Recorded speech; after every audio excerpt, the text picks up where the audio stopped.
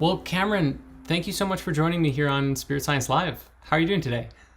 I'm doing great. Thanks, Jordan. I appreciate you for having me. I think we're going to have a good conversation today.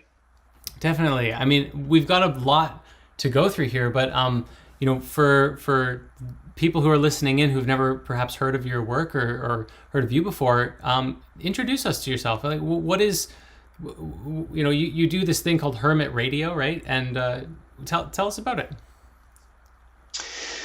So, my name's Cameron Harman, and I was a veteran of the United States Army for 8 years. And in 2011, I went to Afghanistan, and it left me with some troubled thoughts and a troubled mind. And I struggled a lot with suffering. The easiest way to put it, I suffered. And when I finally had enough suffering, I started to ask myself some very important questions like, why am I suffering? And why am I in so much pain? Why does it seem like this is happening to me all the time? This life, I don't understand it. And I had so much hate in my heart. And when I started to look for answers to those questions, I found some interesting answers. And I started to heal myself by working through it through methods like Buddhism. I had never been very religiously inclined, and Buddhism was my gateway into it. And it just made more sense than anything I had ever known. In their sense, they weren't telling me to worship a god, and they weren't telling me that I had to do this or do that to go to heaven or hell. What they told me is that my heaven and hell was all up here in my mind, and that you can heal that if you want to, if you have the right perception. And so I could resonate with that. And so I started practicing, and I started reading more. And like a floodgate, it just started opening my heart and my mind, and I really could understand what they were saying. And I started listening to lectures from people like Alan Watts and Ram Dass, and it started to connect with me in a way I couldn't even possibly imagine. And then when I started to open myself up, literal magic started to happen in my life. There were moments where in days past I would have been aggressive and mean to people. My heart was open, and I was much more kind. And I saw that in myself. And I was thinking, like, if there is going to be change in the world, and if people are going to be better, it has to start with someone. And I don't have to wait around for somebody else to do it. I can do it myself. I can be an example if I really truly want to be. And these other teachers like Jesus and Buddha and Martin Luther King and Gandhi, it all started to make sense. And all it takes is for somebody to actually do those things, to make it real, and to be an example, or my coined phrase, being a lighthouse. It seems to just really catch and fit for that situation. So I started Hermit Radio because I wanted to have an outlet for people who might be struggling with life. It doesn't have to be from war or anything like that, but just everyday life. Everyone has suffering. And I like to describe it as, it's like Baskin Robbins. It's all ice cream, but there's 31 different flavors. It's the same thing with suffering. No one's suffering is any more or less suffering. It's all about how we deal with it and what type of suffering we're dealing with. Yeah.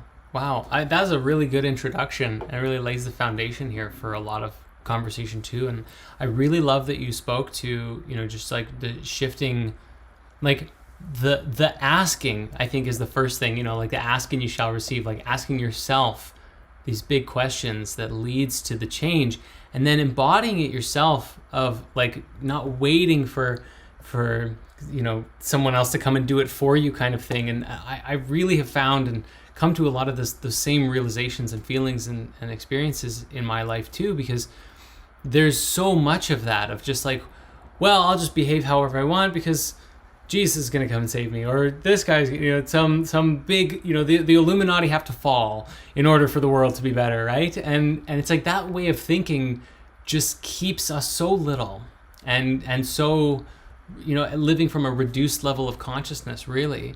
And so I really admire you for standing up and like being the change and embodying, just more embodying your light, really. And it's really cool also, just like how you, as you described, like the floodgates opened, your heart opened, and all these things changed. And let me ask you a little bit more about that, because like, what spiritual practices, like, were there any in particular, meditations or this or that you were doing that really that really, catapulted you forward on this journey?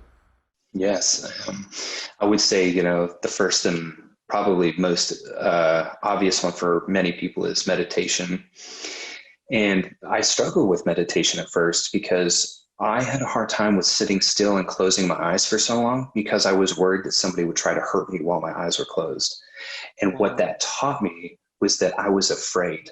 And much like in Buddhism, they talk about, much of our suffering is a result of fear, whether it's, sadness or depression or anger, all of those can be traced back to fear in some manner. And when I would sit with my eyes closed, it was always in my living room and the front door was right there. It was very close to me. And while my eyes were closed, I would imagine, like, what if somebody kicks in my front door? I've got my headphones on, I'm listening to music. Like, what if somebody kicks in my front door and tries to take advantage of me while I'm not paying attention? And that happened enough times that I realized, like, oh, this is the irrational mind. This is my ego, the warrior side of me that's taking place. And it's saying this because this is what I know from years of experience. But that's not here and that's not now. Nobody's going to kick in my door. And if they do, then it's my time. That's what's going to happen. And that freedom, that realization led me to true liberation. I let go of being afraid of the door and opened another door, as it would be said. I just stopped being afraid in that moment of having my eyes closed for that long. And then, it started with 10 minutes. Then I tried 30 minutes. And then sometimes I tried a couple hours. And I found that when I would go into these couple hour long meditations, I would go so deep that my imagination would run wild. And it was like a motion picture was taking place with my eyes closed. And then I knew, for the first time in my life, I knew that there was something more than just me, just the flesh, the piece of me that I call Cameron. There was more to that. And it truly opened my eyes. And stuff that I do now is, meditation is great, but like journaling is a beautiful way to remember things that we need to remember. When you're trying to be peaceful and calm, it's nice that when you lose that moment, that you can write down specific notes like, you know what, don't beat yourself too hard. You're learning. It's okay to feel exposed in this moment. What is this moment teaching you, right? To not get so angry in this moment. And so things like that, little things, I felt have been the most beneficial. Yeah, definitely. There must be something too about just like the nature of your environment and how the environment really shapes you and your mindset and your state of consciousness, right? Because after being in the military and did you actually like fight in battles and stuff too, or is it just like the training that you're going to be attacked and you have to be on alert that you went through? So I would be lying if I said it was like the movie American Sniper, but I had my own experiences, and I'll share a couple of them with you.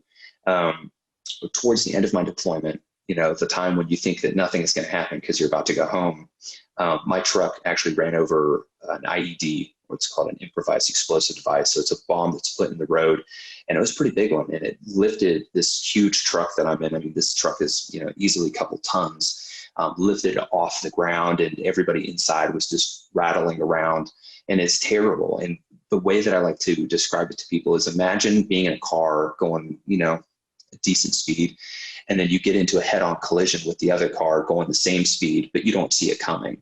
You're just looking at the road, and then all of a sudden, bam, you close your eyes because it's so violent. There's dust inside the truck. It's hard to breathe. It was troubling. And the worst part is that I wasn't wearing a seatbelt at the time. So I flew out of my seat and I hit my head on the roof of the truck. It was traumatic. It was horrible. And then, we had to get the truck out of the crater that it was in. We had to tow it back, and we had to ride inside the truck that had been already blown up. We just didn't have room for us to ride into another truck. So it sucked, and another experience, I don't want to be super graphic, but basically in the middle of the night, right at the beginning of the deployment, we were on an outpost kind of in the middle of nowhere. And I was a regular infantry guy, but my team was attached to special forces. And that was the kind of the premise of our whole deployment, was being with special forces. And while we were there, this village that we were supposed to be protecting, all of the policemen started getting into a gunfight. We could hear it. It was like midnight, and we get up to our rooftop to see what's going on, and all we can see is tracers just flying all over the place. They're not responding to the radio. They're not answering our questions. Long story short, their police checkpoint had been attacked by another group of policemen. Their own people decided to shoot them up. And so that night, me and my friends, my teammates, we had to do triage on all of their wounded people. There was 14 wounded and 1 dead. And we didn't have a medic at the time because our medic had actually just left to go on R&R, which is kind of like a 2-week relaxation thing. But he had just left the day before, so we didn't have any actual medically trained people on site. So it was a lot. And it was the first time I ever saw blood on another human being. It was the first time I'd really seen pain and agony in other people. And those moments when I was trying to help and do what I could and watching people, lose blood and die and scream, it was horrifying. And now when I look back on it, it's an experience. And I've learned that all of these things are teaching moments. Traumatic as they are and as horrific as it was for me in that moment, it now has taught me something better. And I've come through it that way. Yeah. I mean, that's amazing. Like, would you say that the experience itself, I mean, again, going through it, obviously is creating a lot of PTSD and a lot of just like trauma. Would you say that it was like such a sharp, how would you describe this? Like a puncture to your psyche, but that energy ultimately led to a greater level of like spiritual understanding and transcendence and awakening on the other side that you might not have had. Like, had you not been in the army, you hadn't gone to war, you definitely, not being exposed to that, you wouldn't be where you are now. Definitely. Because when those moments happened, and there's some details I left out because some of the details are hard to hear for some people, and I don't want to put that on anyone, but I often ask myself, I was like, how could there be a God when there's things like this that happen? This dude got his face blown off by a machine gun, and now there's all these screaming people laying up, and we're doing the best that we can, but we're not doctors, we're not even nurses. We're just basic infantry dudes. Our job is to kill people, not to help people. And I just kept thinking, like, how could there be a God when such things like that happen? Even like me, like, how can there be God when there's people like me who are willing to go do horrible things to other people for the sake of a flag or a country? It sucks. And, but you're right. That experience, the collective experience of me being in the military, is ultimately what helped me realize that there is such a thing as a source or a God or a one all-being thing. Because what I did is, when I look back on my life, each of these traumatic events, each of these things that I deem as bad or traumatizing, were really stepping stones to get me where I am now, to be in a healthy and loving place. And without them, I don't know that I would be the same person. Yeah. Do you think that it's the same thing too for like the species? Like, all of our collective suffering together is like you're just like ahead of the curve a little bit. Yes. And I think that that's how it happens. People like Jesus, Buddha, Gandhi, Martin Luther King, we've used those examples many times, because we're not all in the same place. Everyone's learning curve and everyone's karmic debt is different than from you to me and from to the next person to the next person. And what humanity needs sometimes is just a reminder, and a subtle reminder. Like, how did Jesus and Buddha talk? They talked in parables because sometimes the truth is so vast that it's not comprehensible right at its face value. Even like Alan Watts, somebody who's not spiritually inclined tries to listen to an Alan Watts lecture, like, oh God, what is happening? I don't understand what he's saying. And then slowly but surely, as you start to break down the wall of the ego, when you go and listen to those lectures, you're like, oh man, there's something there. I understand what he's saying now. It makes more sense. And I think that's how it is for everyone, but they've got to do it at their own pace. Yeah, definitely. And I guess it's like, I mean, yeah, just like with the evolution of our species, like where you've come to, it sounds, is like a very deep place of unconditional love, even for, these experiences and these really painful things that have happened in your life, and then maybe even for like the purported so and so bad guys of the whoever those are from whoever's lens and everything like that. And I mean, what would you say to someone who might be, like still in the military or still in, having these struggling experiences in life? Like, what kind of advice or support would you give to someone who's there, looking at it from your vantage point? It's a double-edged sword because at this point in time in humanity, as much as it pains me to say it, war is unavoidable.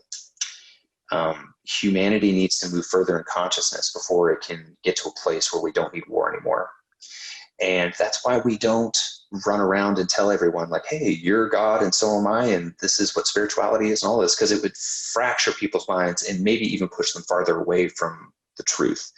So we give it to them in small doses, and for people in the military, they still have a job to do. So what I would offer them is not so much like the full on truth, is maybe just a little truth, which is, you do what you have to do, but don't let what you do be consequential. Don't let it tamper and dirty your mind. Don't hold guilt because you are doing what you feel is right in the moment and you're being asked to do something. And if it is in your heart and you feel like you still need to do this, because at one point that was me, I did feel like that was my service and my duty to my country. And it's not that I even regret it. I still love it. I'm happy that I did it because I am here now. But it's not about that. It's about the people who are miserable and suffering because of it.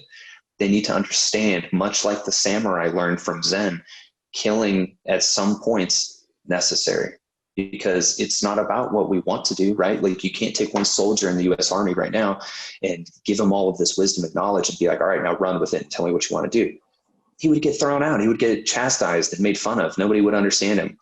So the whole consciousness has to be more advanced for things like war and violence to be unnecessary. Yeah. I'm really grateful that you said that, because it helps me feel a little bit less crazy. Because for so long, I've shared some similar beliefs about just like our species, both about war as well as about money, because that's a subject that's come up a lot with spirit science. We did our whole money series recently, and there's a lot of people saying like, we need to just destroy money. And I keep looking at it and going, I just don't know that like our species collectively is at an evolved enough level at this point in time where we can live completely selflessly and like share all of our resources freely and not worry about mine and yours and ownership and responsibility and all, payment and all of these things that we could design together as like a harmonious species with intention of creating a resource-based planned economy or something like that. It's just going to take some more time for all of us to evolve. And it's the similar thing with war. We did an episode called War and Spirituality, and a lot of people were upset because it's like, well, Jesus just says, just like, if someone's just turn the other cheek, and it's like, but when you're being oppressed violently, like, are there spiritual texts that talk about war? And that's just what we wanted to open up. And it was very divisive with the audience, and to hear you describe sort of the same perspective of like just seeing the progression of it, right? Like there's no judgment along the way. It's like we used to be more barbaric in some ways. Maybe we're more extreme now with the different technologies that we have, but we have to learn these lessons to be able to get through to the other side. So I appreciate that a lot. Yeah, it's true. We can't, and this is the thing, especially right now in 2020, this is the thing I try to often remind people of, is that, yes, as humans, we've made many mistakes and we're continuing to do them. But how could, there's two realities that we're faced with. Either that this one, if God is real to whatever capacity you want to see this as God, he either created us as perfect already and we just don't realize it, or that we are to attain Godhood, right? And clearly, if we're not already doing the right thing right now, we're still fighting. We still have, problems with greed and money and all these things. That means that we're not there yet. So that means that we need to attain this perfection. And to attain perfection, we have to learn what perfection is not. we will learn in time. We will learn what the wrong thing is and what the right thing is. And some might argue, well, oh, everyone knows what wrong and right is. Like, of course, but is there not still war? Is there still not greed? Is there still not murder? And until those things cease to exist, then we are still learning. Yeah, yeah, and there's probably something to be said that like even if we attain this level of ascended mastery as a species, there's always going to be higher and higher levels to attain to. It's like, well, maybe you can fly now, but can you travel interdimensionally with your, by moving your body into a different frequency? It's like, oh, there are more things to learn. That's right. Yes, it's always an ever evolving process, and that's why people should cut each other some more slack, and just not be so critical of each other. Yeah, yeah. Well, and themselves, right? Like, and I'll say even for myself, I've gone through waves of, like really demanding a lot of myself, and then kind of wearing myself out, just on like spiritual practice, or forcing myself to eat a certain way, or have like a very specific discipline, which like does propel me forward on a on one dimension, on like a more of a spiritual awareness, higher mind consciousness kind of state. But then maybe my physical body is a little bit lacking, and like I'm not as balanced in all of the areas. So like self-forgiveness is one of the best, I think, places to be as well. So both sides. Actually, so this is kind of maybe a funny question, but based on the conversation of the war, I wanted to ask you, like, I don't know if you're familiar too, that we have the series called Hidden Spirituality, and we talk about like movies and shows and stuff. And very recently, I finally watched the John Wick series, and I have to say one of the most interesting things about that entire series was that he's got a giant Christian, like a cross tattoo on his back, right? And I just started to wonder, like, can there be a holy hitman? Like all of like the do not kill, do not steal, do not, all of these like, these ancient moral laws. And here we have like it's kind of feels like an oxymoron, like a visual oxymoron. You got a hitman with a Christian tattoo on his back. And I wanted to just ask you, and maybe whatever you say, we might put it in the script, because I'm talking about it with my writer right now, to do that. I'd love to hear your thoughts on that subject. Yeah, I think about it too. I often think like, and wouldn't it be easier just to, maybe pick off some of these people that are causing the world problems? But, I don't know that there is a way to do that, because, killing, what does it do? It builds up karmic debt. And that debt can only be repaid by relearning these, these sufferings and these things. So, I mean, like, yes, maybe there is a way to do it, but is there a means to an end? You know what I mean? Like, is creating more karmic debt for yourself going to alleviate that for others?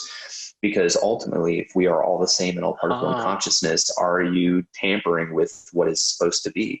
And I think that that's the problem that we run into. And you could even relate this to people who are actively going out and trying to, free people or wake up their minds.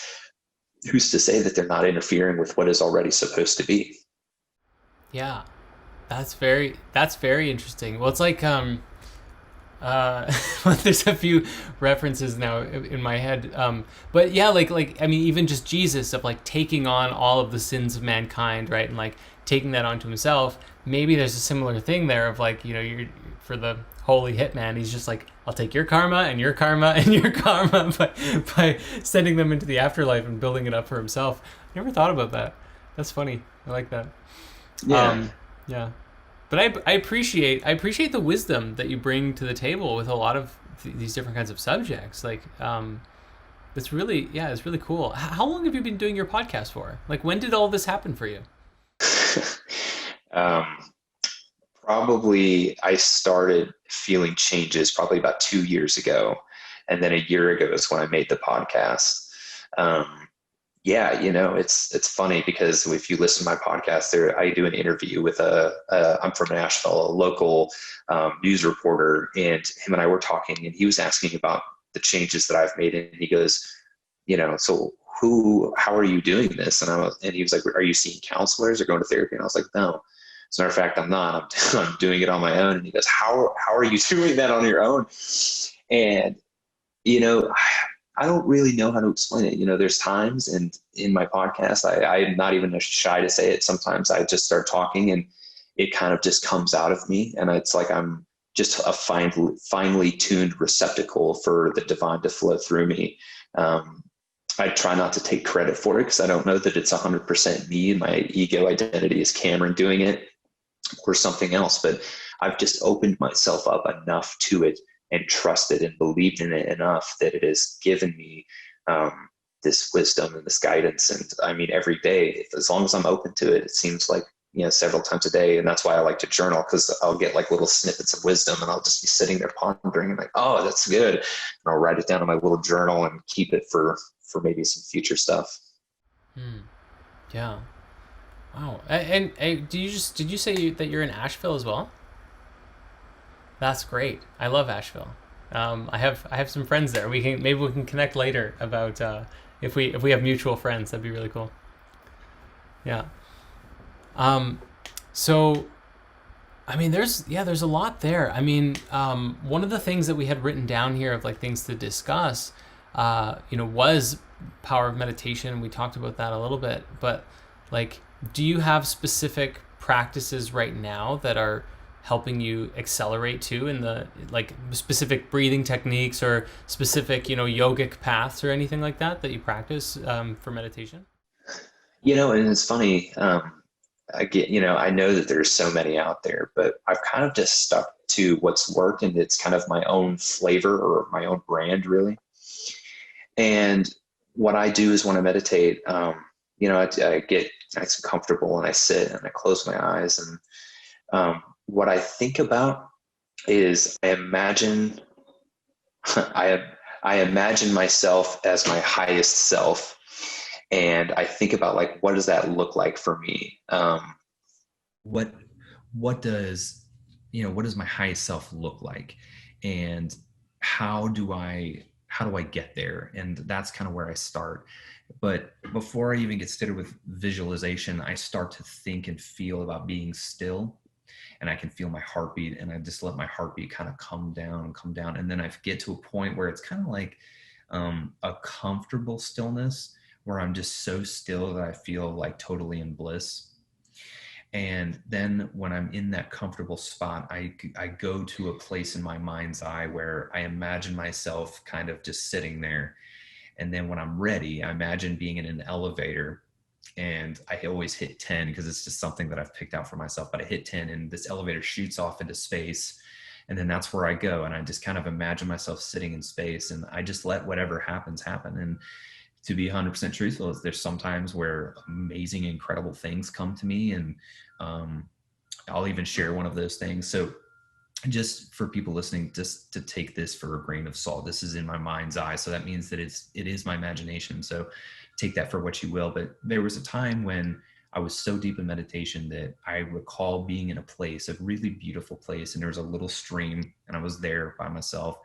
And then I saw a monk who showed up, and I asked the monk, I said, how do I calm down the waters? Because the water was really rippling.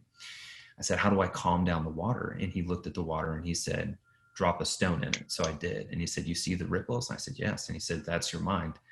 And I said, well, how do I stop that? And then he goes to drop a rock in it, and I catch it before it hits the water. And then I woke up, I come out of it.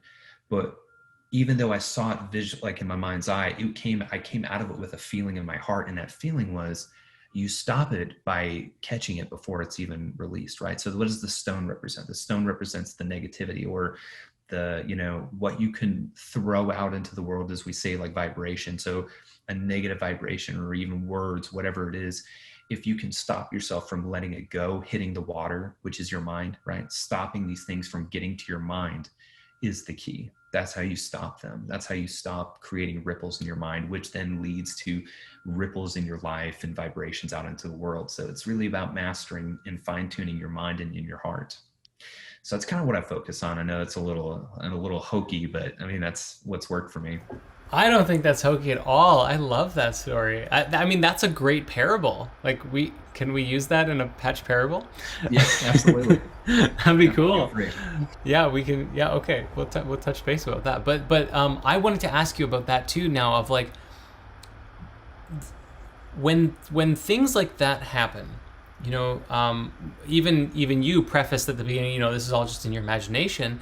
Do you think there's any part of it that could be not of your imagination, or like a meeting of some greater mind and your imagination together?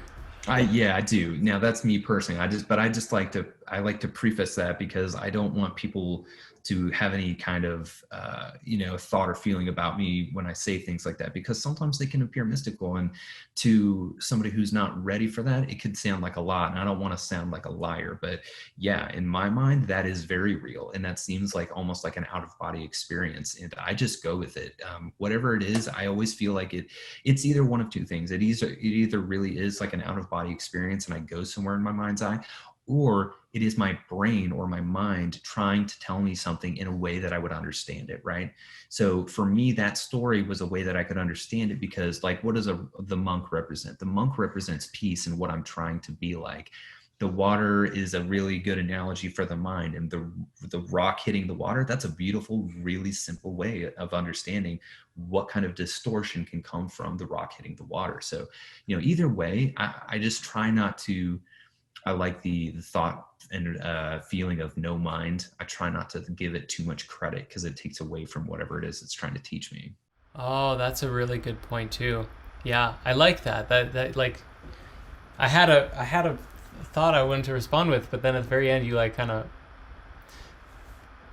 you brought it down to, it's not about the, like who or what you're connecting with, but more about like what are you actually like receiving and learning. And that's a very valuable thing, to get not caught up in the, oh, I talked to a 12th dimensional elf king who da da da da da, and even if you did, what like what's the point unless you like really got something deep and powerful about it or out of it.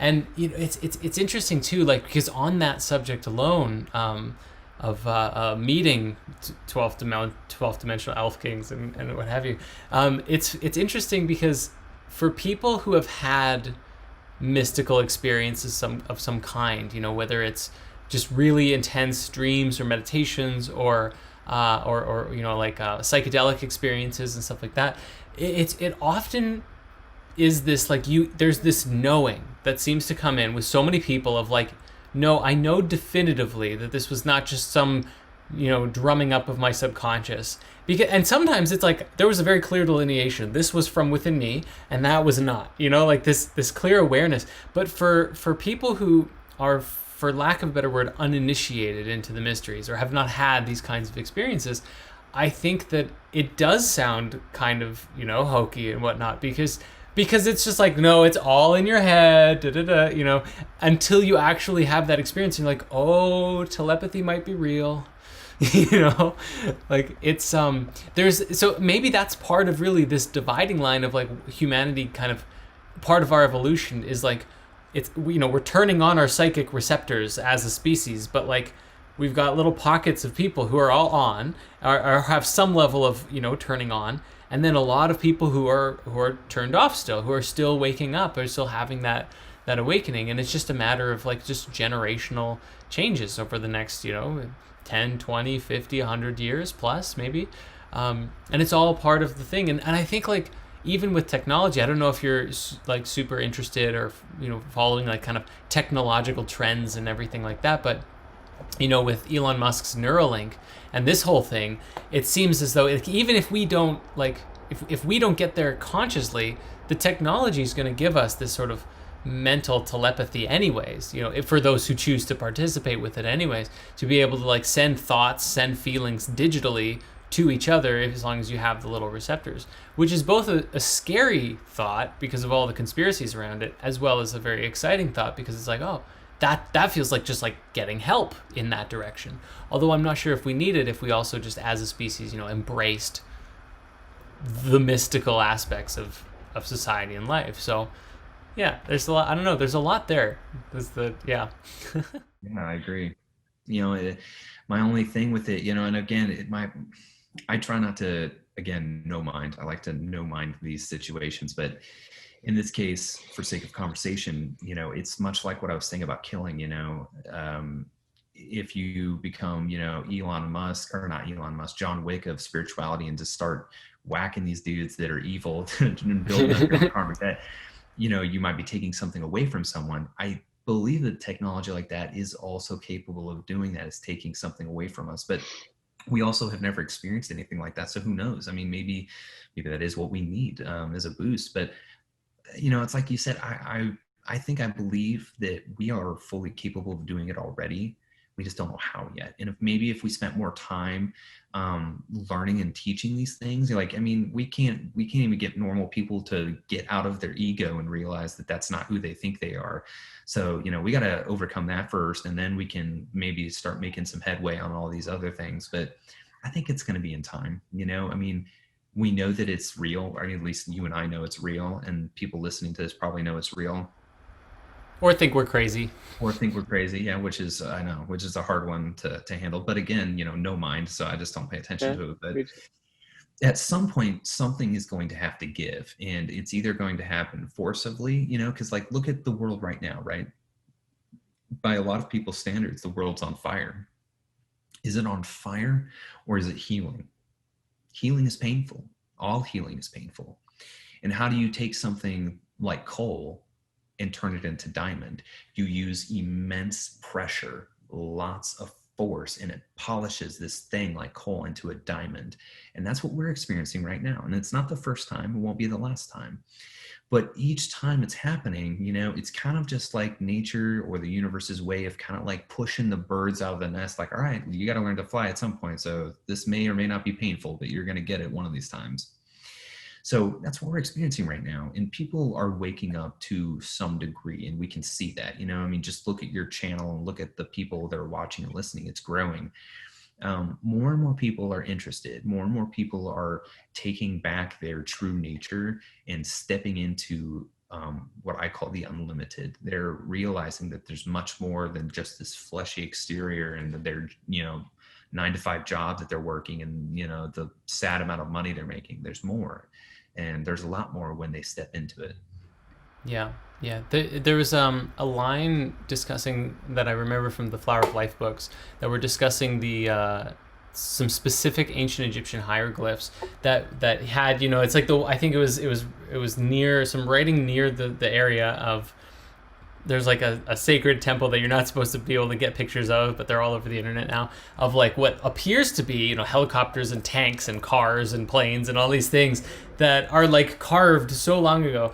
And I remember Drunvalo writing in the Flower of Life books that what that whole section and area was actually teaching and describing was that humanity will build all of these toys, these technologies and tools and things that we use to create our society and everything like that, and we will reach a point eventually where, much like a 4-year-old who's like, I'm done with this toy truck now, and moves on to some greater things in their life, we too will go through that sort of like, as a species, like kind of letting go of our toys, of our technologies, and moving into something greater.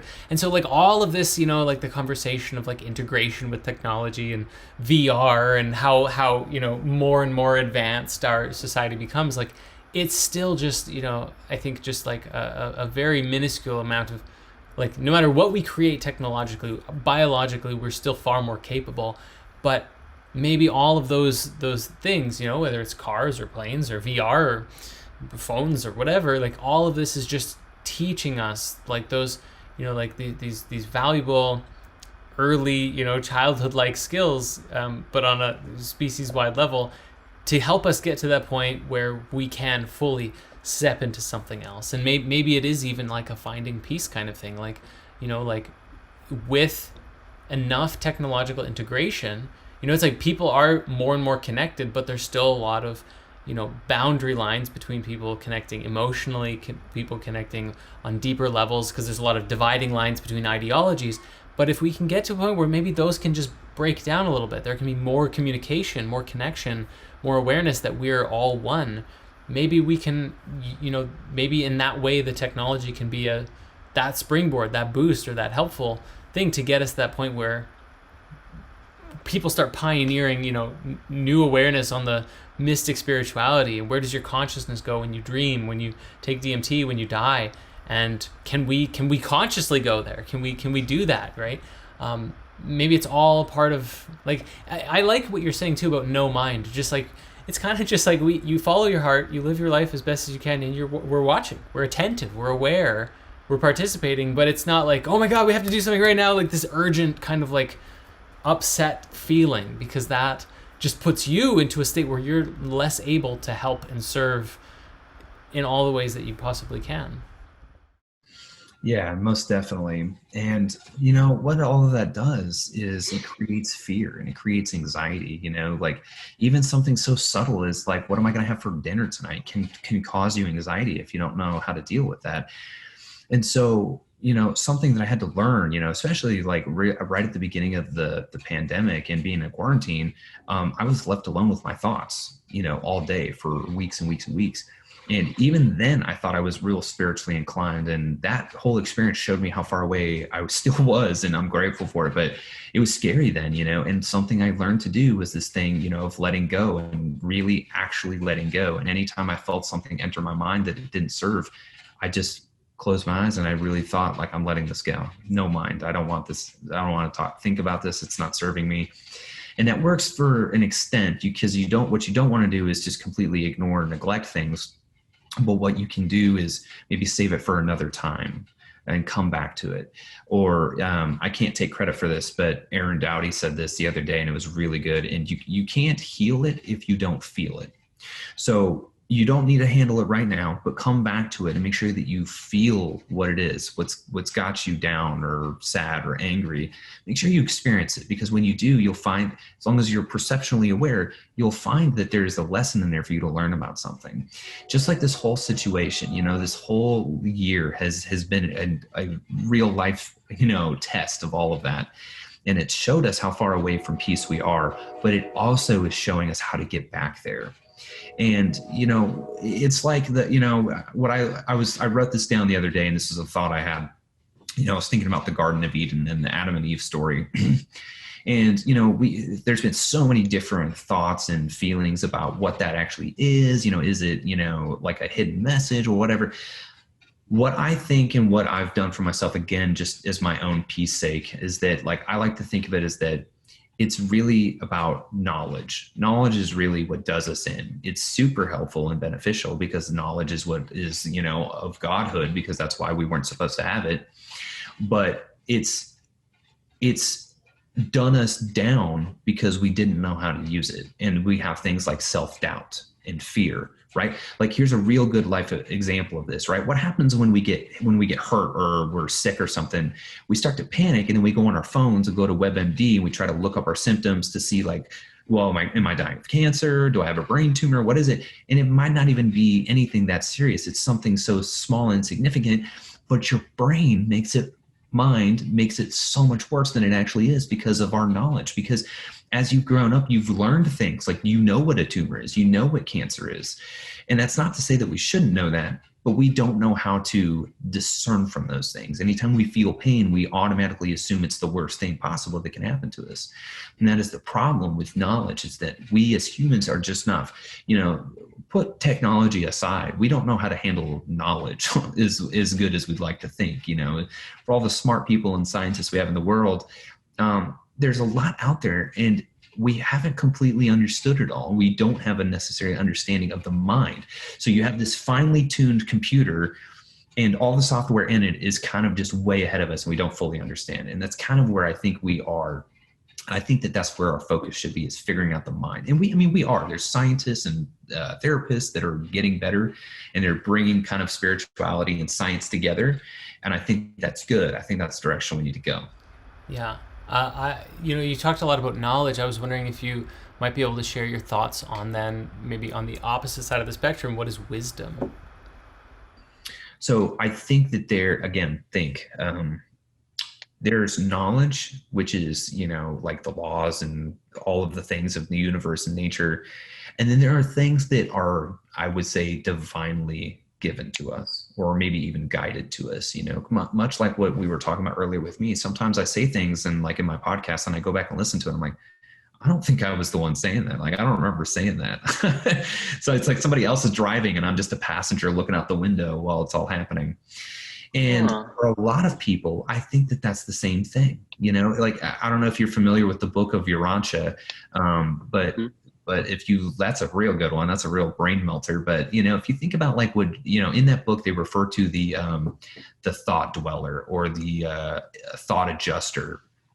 I think that this is something we don't understand yet, but I think that there is a piece of our soul that is directly connected to our mind or brain, and then our heart, and then our spiritual heart. You know, our physical heart is something that pumps blood and keeps our body alive, and our brain is something that sends electrodes to the rest of our body to make it move and do things. But then there's the mind, right? And then the spiritual heart. That is something science can't definitively explain yet. We can't really definitively explain some of these things. And where I think that comes into play is what we don't understand about the universal creator or God, whatever you want to call it. And that is what is, because underneath this, right? And I think that most people, no matter what religion would say, no matter what you believe, most people in religion believe you have a soul. Now, we can't prove that necessarily with science yet, but we do think and believe there is a soul. And to me, the soul is a piece of God. And some religions really touch on that and kind of explain that. So what that means to me is that soul, that piece of God that is in us, is actually God. The only thing that keeps us separate from it or makes us think that there's anything else is our ego, which is something that we develop and build over time, of parents telling us who we are, our teachers, friends telling us who we are, what we like. And that's the illusion.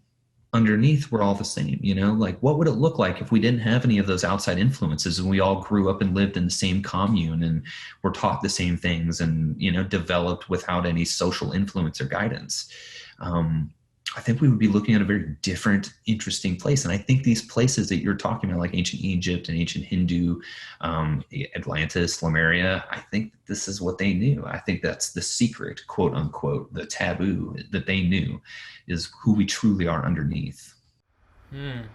So based on what you said, and then this was also like coupling with a couple things in my head, because it kind of, you really triggered some interesting ideas about like knowledge and wisdom, because those are often, you know, purported as like a yin and yang, and even on like the tree of life, you know, that's a kind of like the top two sefirot outside of like the crown, or the universal understanding and everything is knowledge, wisdom, and understanding are all kind of there. And so what you made me think of was that maybe like the way we could see it potentially, tell me if this resonates, is that wisdom is like the flow of creation from the source, however we define source, God, consciousness, and the all. The wisdom is like all things flowing from that you can tap into and say miraculous things, or you do miraculous things when you're tapped into like the wisdom.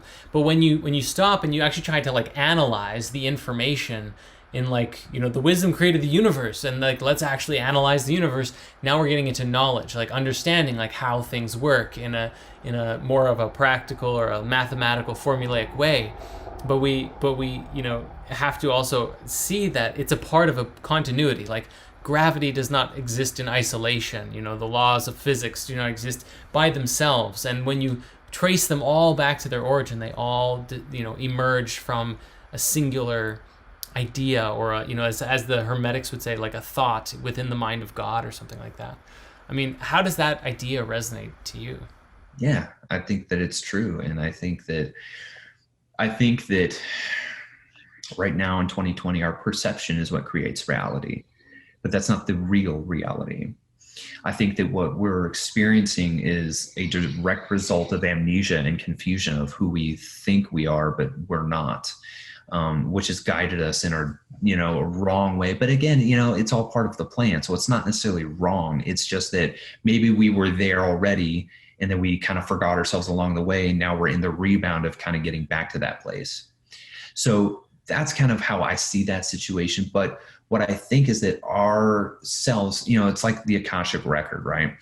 I think that all of that knowledge and all of that wisdom is already within us. And as I think that part of why we don't fully have a concept or understanding of it is because of our mortal existence on Earth.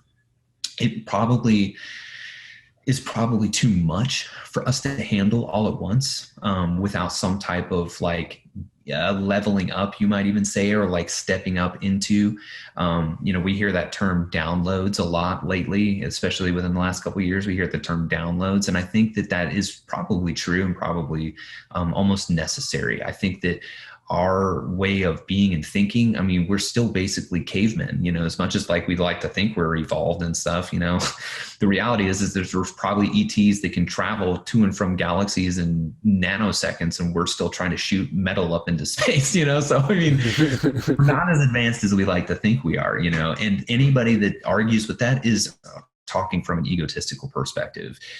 Yes, we have fancy computers. Yes, we have iPhones, and those are wonderful. But who says we haven't already had that? Who says that we weren't even more advanced in another time, in another place?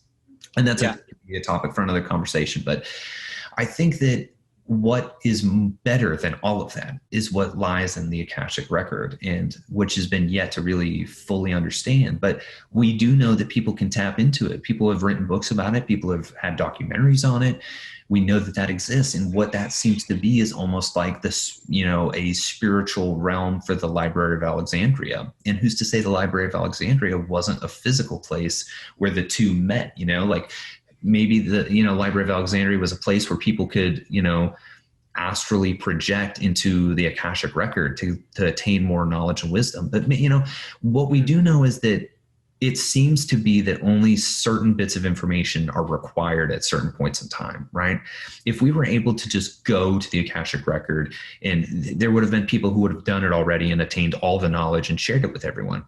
But there's probably a reason why we don't have that. There's probably a reason why we don't need it yet, because in the future, we need to learn something, or we need to get there to be able to handle it. Much like what we assume would be the problem with learning about ETs. We think that humans can't handle it. It would shatter their whatever they believe to be the real existence. So I think it's similar in that fashion. Yeah.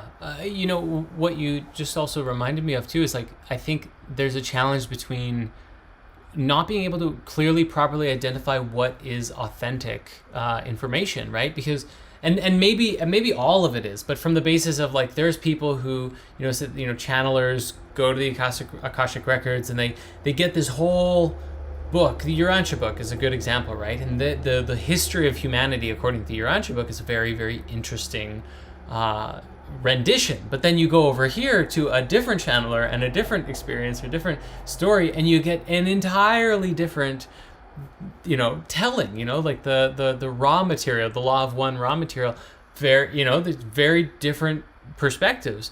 So then you start looking at all these, and people kind of just generally, I feel like they'll go like, well, this one resonates, maybe this one doesn't, and that's just, maybe it's based on their own preference or some feeling that they have, but there's not like a way for us to, at least collectively in this moment, definitively say, this is the real truth, right? Like, so there's kind of just like, we're all just looking and learning and exploring and discussing and trying to identify, but I think maybe as time goes on, if we can get a more of a for lack of a better word, grounded perspective or experience of this ethereal, mystical reality, maybe we can get a little bit more of like a collective idea and understanding of what truth really is, because that's I mean, it's especially difficult on the internet right now. Maybe this is the whole thing. Maybe the Akashic records are like the internet, and whatever you want to believe, you can find the story that supports it. Because if you want to believe the earth is round, flat, or hollow,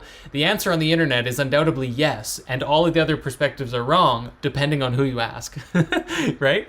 So maybe Akashic records are like the same thing. It's just like the answer is always yes, because it's like this infinite multiverse, and we have this really nice, like limited, simple reality of like, I have one body and I'm going through my life linearly, but it's like, maybe that's because that's what we can handle right now. Because the moment you step up into the next dimension, it's like, now you have 20,000 infinite levels of bodies at multiverse, throughout the multiverse, and you can move all of them independently, and there's all these different, like, it's just like too much for any person at this level of consciousness to be able to handle. So it's like, let's just like keep us limited, keep us growing until we get to the point where we can do the multiverse thing.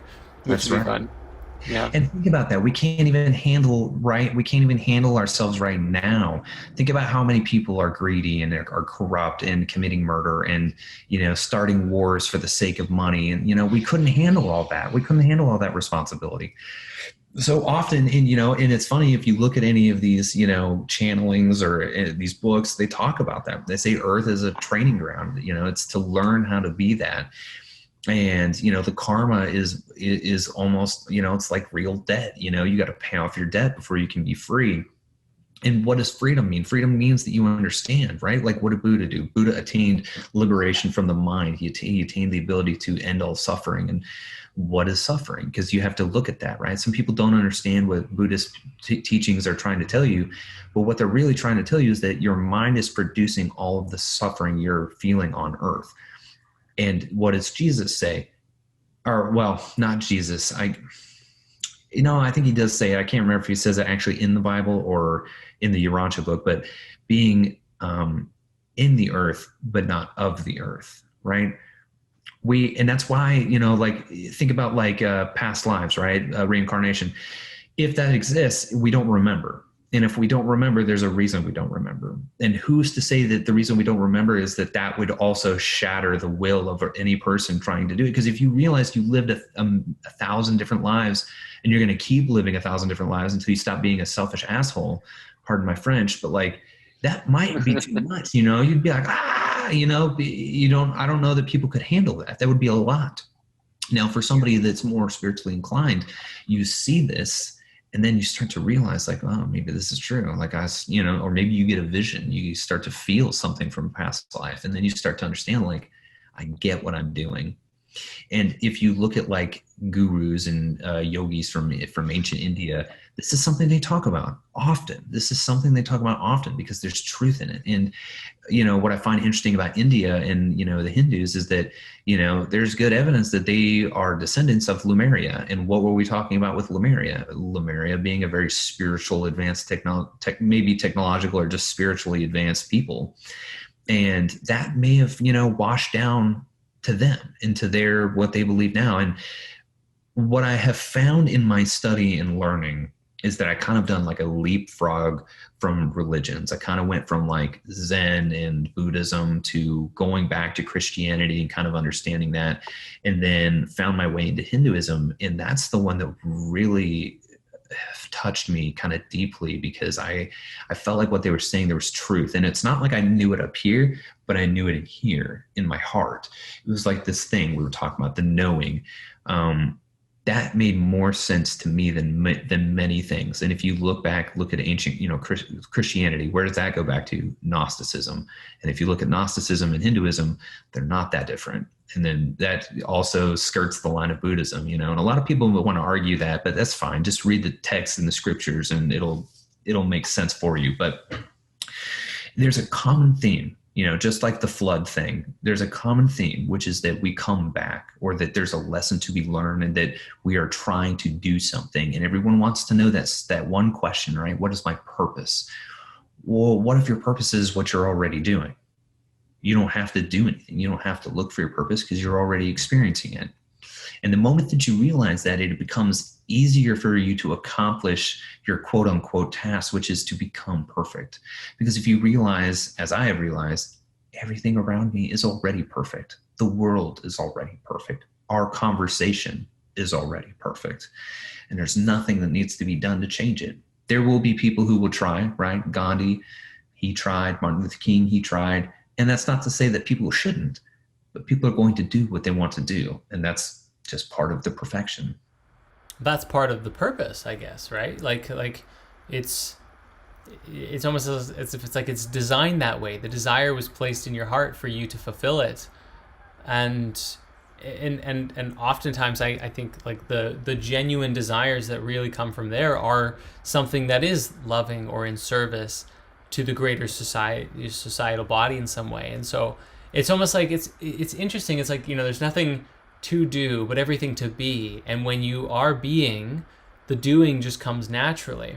And we explored this recently, actually. The video hasn't come out yet at the time of recording this, but at the time that this podcast goes out, I think it'll be out, which is a video about the ego, and actually there's kind of a two-parter. One is about, is it wrong to be materialistic, and then the other is kind of about the ego, and exploring like that question of like, because there's so much spiritual information and teachings that say, it's like the Jesus quote you described, being of in the world but not of it, and letting go of your earthly attachments to receiving the cosmic energy from the universe and all of this stuff.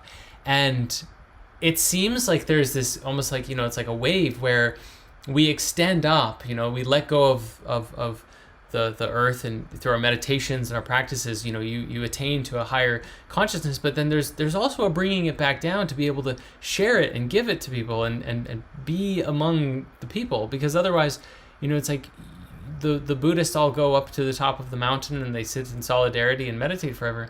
There was a sort of a parable / teaching story, although I think it might have actually happened, at least it's taught that it is, that one of the founding guru fathers of Sikhism traveled up the mountain to talk to the Buddhists, and was like, what are you doing up here?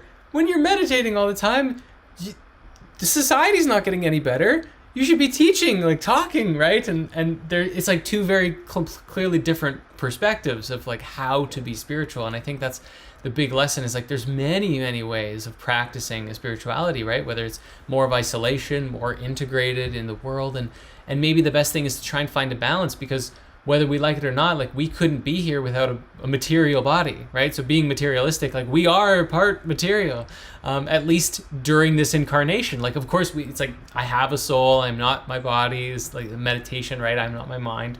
But at the very least, you're renting it while you're here, it was described really well in James Cameron's Avatar as well. And I just remember doing the hidden spirituality, so it's like kind of fresh in my mind. But it was like there was a scene in the special extended edition, I think, that had this one Navi who was dying, and he was like, the Navi believe that when like their body is a gift from Awa, from the mother spirit, and that when they die, it's just they're just giving that energy back, like it was on loan, almost, as if And I think that's just like a really beautiful thing to like.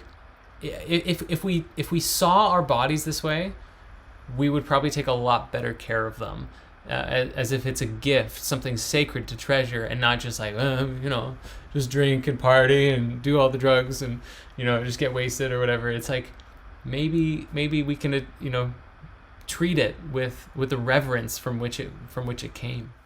Yeah, that's the truth. And we would treat each other a lot better too, because if we realized the gem that lies inside us, the soul, right? And everybody, for the most part, even people who are not religious, think that we have a soul. And what is that, right? We want to call it that soul, but what it is a part of God, a holy thing. I love that. We should honor it in each and every one of us, right? Like, what is this? Like, namaste, right? What is that? I see the good in you and you see the good in me. And what that means is I see the God in you and you see the God in me. Right, because good and God are like the same, derived from the same root word. Yeah. Love that. Yeah.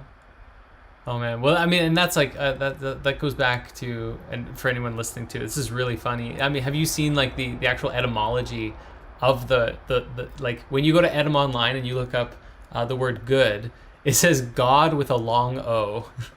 It's like literally, it's just like a good is God. It's really special. Wow. Well, Cameron, man, this has been an absolutely amazing little podcast. It's been so good to get to know you over this last hour. Thanks, man. I appreciate it. It's been a fun conversation for sure. Yeah, and I'm looking forward to coming onto your podcast as well, which I think is next week, right? That's right. Yeah, I'm looking forward to it. Yeah, it'll be good because now we know a little bit about each other, so that'll be even a nice conversation to flow into. Yeah, we can. Yeah, definitely. It'll just be like picking off from one place, moving straight into another. Yeah. Awesome. Well, thank you again so much, and be blessed. Have a beautiful week, and we'll see you next week for more.